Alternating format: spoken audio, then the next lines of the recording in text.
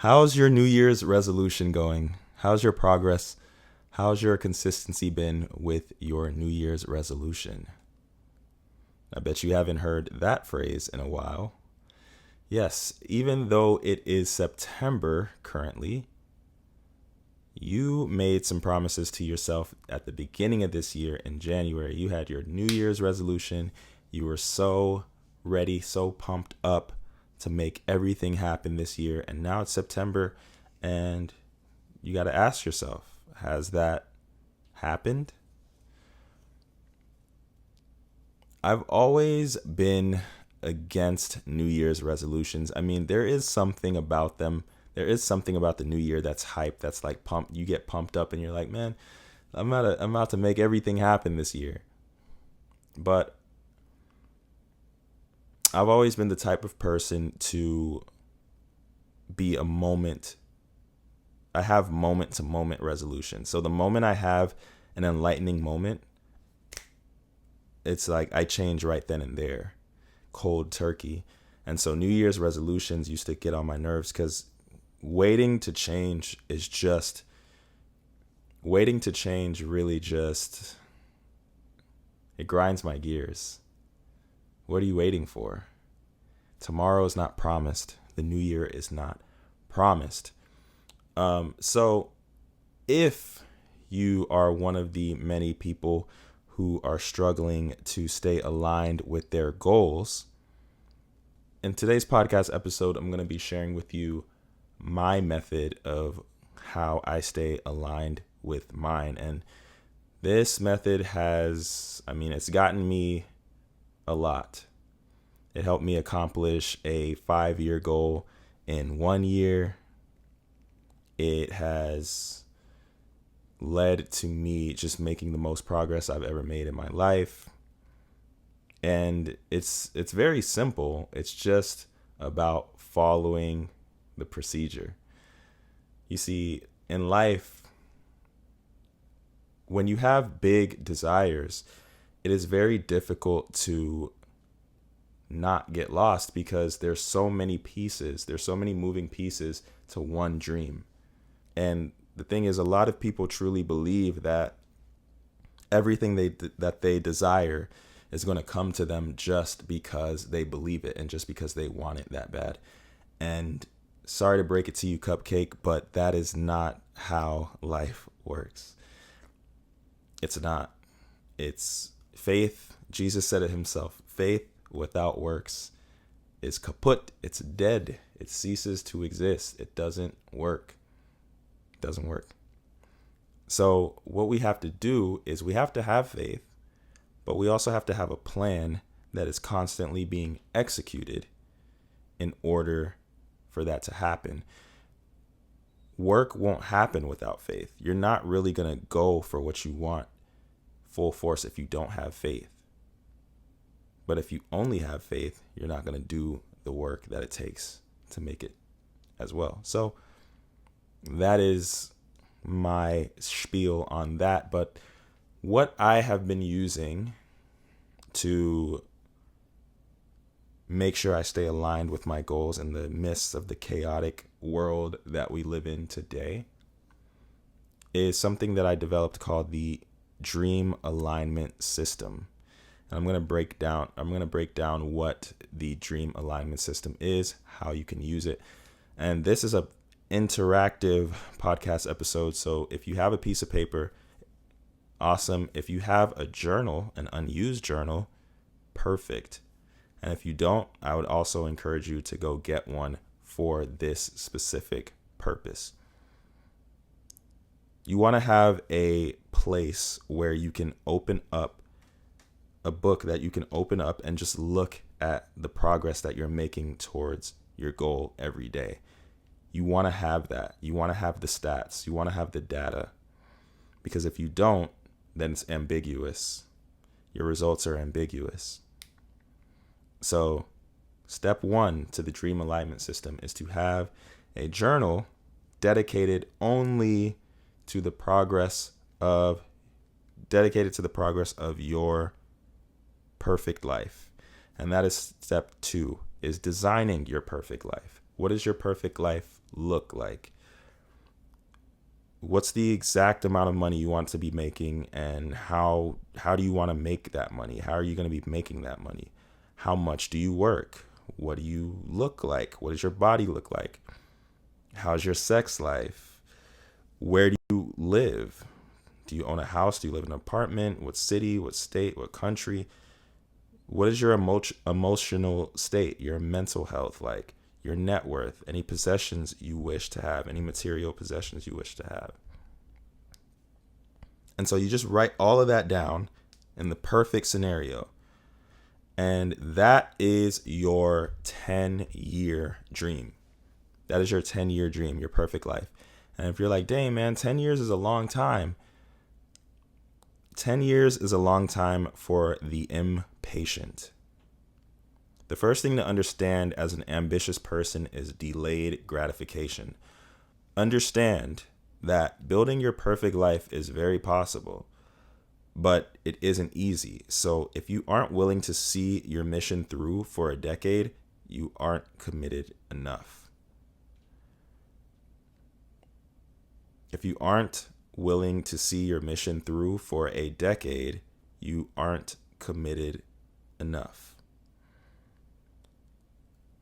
Delayed gratification. And if your dreams are of a certain caliber as well, 10 years minimum. So write that as your 10-year goal. Be ambitious, because you'd be surprised at what you can accomplish in 10 years. Another rule for this dream alignment system is to do not lowball your dreams. Do not set small goals. The great Dr. Andrew Huberman actually stated, with scientific evidence, that setting goals that you 100% know you can accomplish actually lowers your chance of accomplishing them. Isn't that interesting? Setting goals that you know that you can accomplish, that you're absolutely sure that it's going to be easy, it's going to be cake. Your probability of achieving those goals are actually less, because the brain actually loves challenge. It actually likes excitement. It actually likes uncertainty. Even though it doesn't feel that good, it moves your body to act in the way that can actually accomplish it. If it's kind of timid, it's kind of scared. It's like, wow, that's a big goal. I don't know if I can do it, but let's see what I'm made of. So set higher goals. Think bigger. Now, your 5-year goal. Now that you've noted down your 10-year perfect dream life, let's zoom out slightly to your 5-year dream. Your 5-year dream should be quite similar, but just lesser versions of your 10-year accomplishments. So let's say in your 10-year goal, you wanted to be trilingual. By the 5th year, it's realistic to strive for being bilingual. Or if your goal is to be making over $1 million monthly in your 10-year goal, then by the 5-year mark, you can shoot for, making 6 figures monthly. And so that's how you're going to list down your 5-year goals. Okay. Those are some pretty ambitious dreams you got there, pal. But like I said, that being anxious / a little bit overwhelmed about your dreams is optimal, because it actually gives you a bigger probability of making it there. Now, let's zoom out again, or zoom in rather, to your 1-year goal. So now this is where things change slightly. For the 10-year goal and the 5-year goal, both of those are like dream lives, outcomes that we want. Oh, I want to be trilingual, or I want to be making this much per month, or whatever. These are outcome-based goals. Now that we're at the 1-year mark, now the goals are not outcome-based, they are action-based. what do you need to do this year? What do you need to accomplish by the end of this year to make it so that you are objectively closer to reaching those 5 and 10-year goals? So if you said that you wanted to be trilingual in 10 years, it would be realistic. It would be a realistic goal to set that I want to finish a full Duolingo course this year, at least one. So that's objective based rather than outcome based. It's not like, oh, I want to be fluent in Spanish. It's no, I will finish this Duolingo course by the end of this year. Period. That is the 1 year goal. As far as like the monthly income numbers that we mentioned. So in 10 years, you want to be making $1 million a month. In 5 years, you want to be making 6 figures a month. So that means this year you gotta start a business. You have to start a business. That's objective based, because there's not really a job that you're gonna get that's gonna pay you $1 million a month. Not that I can think of anyway. So you got to start the business this year. If you want to be, let's say, I think you guys get the point. So again, as we shrink down, we start to turn our outcome-based dreams into action-based dreams. So now for the fun part. After you finish your 1 year goal, now you have your 10, your 5, and your 1. So you have the dreams and you have the things that you have to get done this year in order to move closer to them. Now what do? Well, you zoom in even more to what you need to do this month. Now you write down what you need to do this month in order to knock out some of the to-do list for the year. So you take 1, 2, 3 maybe of those tasks that you need to get done by the end of the year to get closer to your 5 and your 10-year goals, and you put it in your monthly to-do. And then we zoom in even closer to your weekly to-do, right? Your weekly to-do list. If you have like 5 things on your monthly to-do list, you can knock out 2 of those per week. So now in your weekly to-do, you can write 2 of those things that you're going to knock out, right? And that's going to take care of your monthly to-do list, which is taking care of your yearly to-do list, which is moving you towards your 5 and your 10-year goals, right? Now, we don't end at the week, because at the end of the day, the only way to have a great year is to have a great quarter. The only way to have a great quarter is to have a great couple months. The only way to have a great couple months is to have a great month. The only way to have a great month is to have good weeks. And the only way to have good weeks is to have great days. So we zoom in even further to our daily to-do list. And our daily to-do list is just us tackling tasks that are on our weekly to-do list day by day. And that is the system. But the system doesn't end there. That is the active part of the system. But what makes this system potent is the weekly evaluation. Every Saturday, what I do is, because you're keeping all of this in the same journal, right? So every Saturday, what you're going to do is you are going to look at your weekly objectives that you wrote down for the week, and you're going to see how many of them you checked off. If you checked off none, then it is there. The proof is in the pudding. You objectively did not do what you were supposed to do to move towards your goals. But let's say you checked off a bunch of them. Again, the proof is in the pudding that you did what you were supposed to do, and now you're moving closer to your goals and you're happy. You get a positive feedback loop.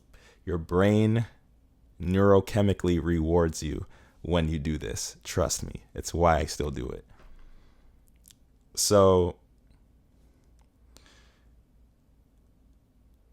you're gonna rate your week.